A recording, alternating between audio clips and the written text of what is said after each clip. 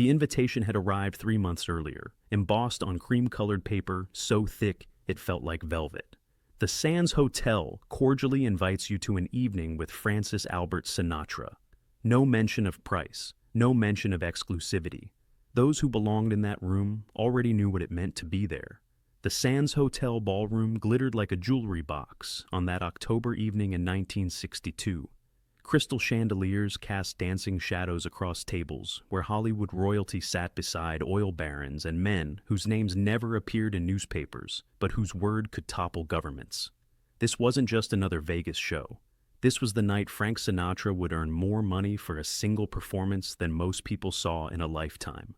The guest list read like a who's who of American power. Studio executives who could greenlight $100 million pictures with a phone call. Politicians whose signatures could reshape entire industries. Business magnates who owned pieces of nations. And scattered among them, like expensive ornaments, were the movie stars, the socialites, the beautiful people whose only job was to be beautiful in expensive places. But power attracts its own shadows. In the back corners, at tables deliberately positioned away from the photographers, sat men with eyes that never laughed, even when their mouths smiled. These were Vincent Torino's other guests, the ones who made their money in ways that never appeared on tax returns. They had come not just for Sinatra's voice, but to be seen in the same room as him, to bask in the reflected legitimacy that only true artistry could provide. The contract was legendary even by Vegas standards. $1 million for 90 minutes of music. The number had leaked, as numbers like that always do, creating a feeding frenzy among journalists and columnists. Walter Winchell had devoted an entire column to it.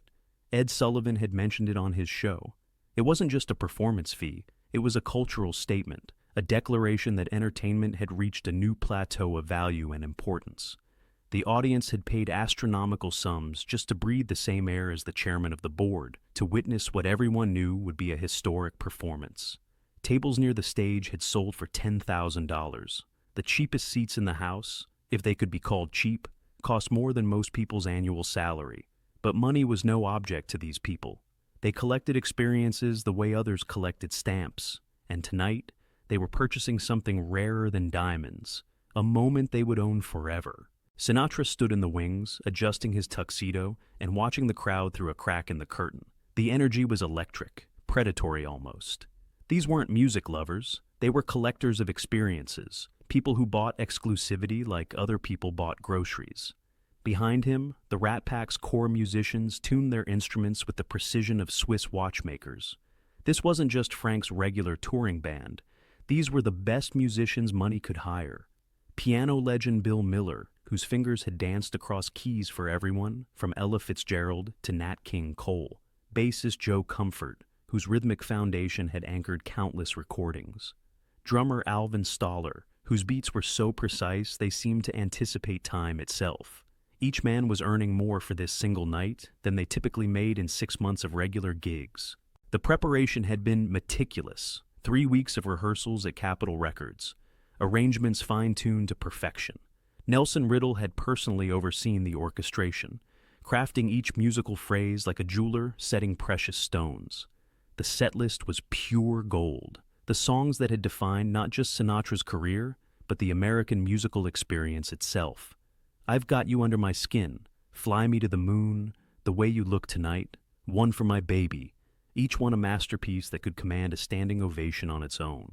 Sinatra had arrived in Vegas 3 days early, staying in the penthouse suite at the Sands, the same rooms where the Rat Pack had held court for years. He'd spent those days in his usual pre-performance routine, long walks in the desert, vocal exercises at dawn, and quiet evenings reviewing arrangements. Those who knew him well recognized the signs. This wasn't just another show for Frank. This was something that mattered to him in ways that went beyond money or career advancement. The truth was, Sinatra had been fighting demons all year. His marriage to Ava Gardner was over, leaving wounds that wouldn't heal. His film career had hit rocky patches. The music industry was changing, with young rock and roll artists capturing headlines that once belonged to singers like him. This $1 million performance was more than just a payday. It was a statement, a declaration that Frank Sinatra remained the undisputed king of American entertainment. But there were other considerations weighing on his mind that October evening. Earlier that day, he'd received a phone call from his mother, Dolly Sinatra, back in Hoboken. She'd reminded him, as she always did before big performances, that talent was a gift, and gifts came with responsibilities. "Francis," she'd said in that thick Jersey accent that could cut through concrete, "you remember where you came from. You remember who you really are underneath all that fancy stuff." Dolly Sinatra had scrubbed floors and taken in laundry to keep her family fed during the Depression. She'd watched her son rise from the streets of Hoboken to become the most famous entertainer in America. But she'd never let him forget the lessons of humility she'd drilled into him as a child. "Money don't make you better than anybody else," she'd tell him. "It just makes you luckier." At exactly 9:15 p.m., Sinatra walked onto the stage. The applause was thunderous, sustained, almost violent in its intensity. He moved to the microphone with that familiar swagger, that perfect balance of confidence and vulnerability that had made him the voice of a generation. "Good evening, ladies and gentlemen," he began, his voice cutting through the noise like warm honey. "Let's make some music." The first 3 songs were flawless. "I've Got You Under My Skin" brought the room to its feet. "Fly Me to the Moon" had couples reaching for each other's hands across the expensive tablecloths. Sinatra was in peak form, his voice rich with experience and perfectly controlled emotion. But as he transitioned into "The Way You Look Tonight," something caught his attention in his peripheral vision. Near the kitchen doors, an elderly waiter was struggling with a heavy tray of champagne glasses. The man was probably 70, his hands shaking slightly from arthritis or age or both. Arthur Castellano had been working at the Sands for 15 years, ever since his construction company had gone bankrupt in 1947. He'd built houses during the post-war boom, good honest houses for returning veterans starting families. But when the big developers moved in with their mass production and corner cutting, small contractors like Arthur couldn't compete. He'd lost everything: his business, his savings, his pride. Taking a job as a waiter at 55 had been the hardest thing he'd ever done. Arthur Castellano, who had once employed 30 men, was now taking orders and carrying trays, but he'd had no choice. His wife Maria had been diagnosed with cancer that same year, and the medical bills were astronomical. His daughter's girl, little Rosa, had contracted polio and needed constant care. The family was drowning in debt, and the Sands job was their only lifeline. But Arthur had never lost his dignity. He pressed his uniform every night, polished his shoes until they gleamed, and treated every guest with the same courtesy he'd once shown to wealthy clients buying custom homes. He'd learned the names of regular customers, remembered how they liked their drinks, asked about their families. In a city built on anonymity and transience, Arthur Castellano had made himself indispensable through simple human kindness. That particular evening had been especially difficult. Maria was back in the hospital, her 3rd stay this year, and the doctors weren't optimistic. Arthur had wanted to be with her, but they needed the overtime pay that came with working special events. The Sinatra show meant double wages, money they desperately needed for Rose's leg braces and Maria's treatments. So, Arthur had put on his best smile and gone to work, carrying champagne to people who spent more on a single bottle than he earned in a month.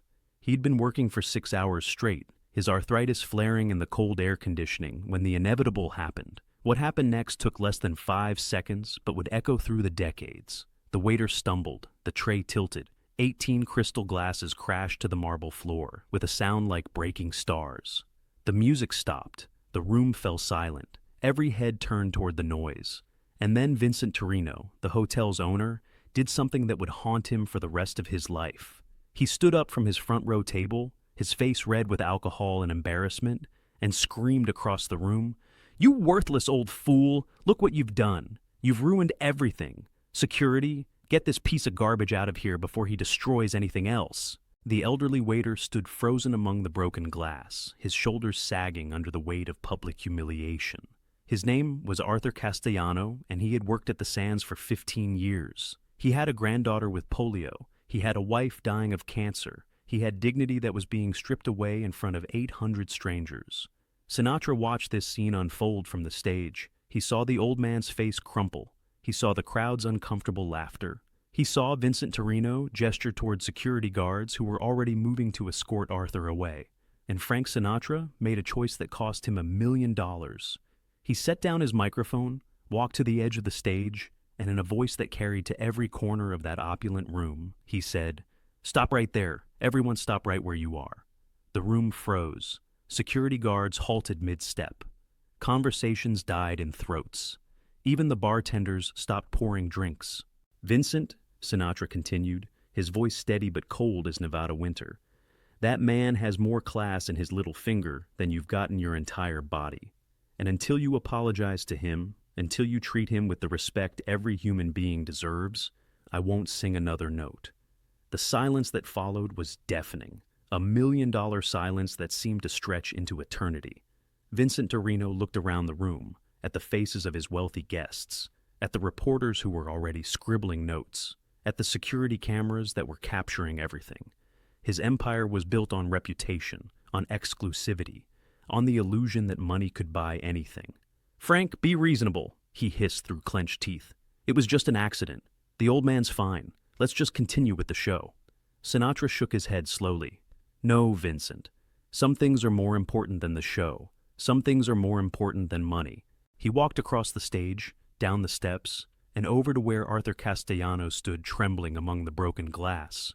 Sinatra knelt down, began picking up the larger pieces, and said quietly, "Don't worry about this, pal. Everybody drops things sometimes. These people just forgot what it's like to be human." The image was surreal. Frank Sinatra, in a $1,000 tuxedo, kneeling on a marble floor, helping an elderly waiter clean up broken glass, while 800 of the world's most powerful people watched in stunned silence. When Sinatra stood up, he looked directly at Vincent Torino and said, "I'm waiting for that apology." Torino's face cycled through colors like a Vegas neon sign. He looked at his guests, at the money they represented, at the reputation he was about to lose. "Frank, you're under contract. You can't just walk away. Watch me." Sinatra helped Arthur to his feet, put an arm around his shoulders, and began walking toward the exit. "Arthur, my friend, let me buy you a drink somewhere they know how to treat people." The room erupted. Guests shouted. Torino screamed threats about lawsuits and broken contracts. Security guards looked confused, unsure whether to stop a man who had just thrown away $1 million to defend a waiter's dignity. But Sinatra never looked back. He walked out of that ballroom with Arthur Castellano, leaving behind the biggest payday of his career and 800 people who would never forget the night they learned the true meaning of class. The lawsuit lasted 3 years. Sinatra lost. He paid damages, legal fees, and was blacklisted from several major venues. Arthur Castellano kept his job for 2 more years before retiring with a pension that mysteriously increased by exactly the amount of his granddaughter's medical bills. Years later, when asked about that night, Sinatra's response was simple. "Money comes and goes, but how you treat people, that's forever." Arthur Castellano lived to be 89.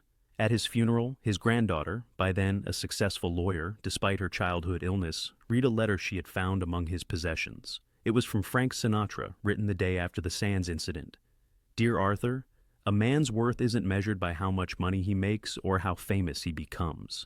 It's measured by how he treats the people nobody's watching. You've got more worth than anyone in that room last night. It was an honor to know you. Your friend, Frank." That night at the Sands Hotel, Frank Sinatra didn't just walk away from $1 million. He walked towards something more valuable, the knowledge that when the moment came to choose between profit and principle, he chose correctly. Sometimes the most expensive lessons are the ones that don't cost anything at all, and sometimes the richest man in the room is the one who walks away with nothing but his integrity intact.